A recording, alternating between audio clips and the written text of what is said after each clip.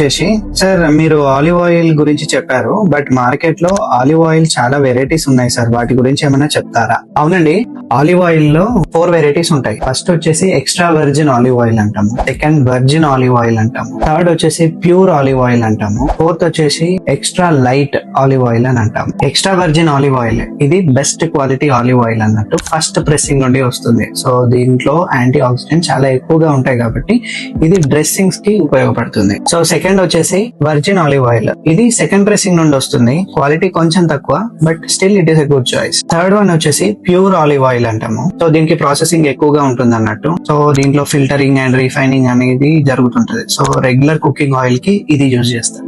Last one వచ్చేసి extra light olive oil. So దీనికి చాలా ప్రాసెసింగ్ ఉంటది, సో దట్ టేస్ట్ అనేది చాలా తక్కువగా ఉంటుంది అన్నట్టు. సో వీటిని ఎక్కువ high heat and deep frying వాటికి యూజ్ చేయాలి. సో మీకు కూడా హెల్త్ రిలేటెడ్ ఏమైనా డౌట్ ఉంటే కమెంట్ చేయండి, will try to answer. Thank you.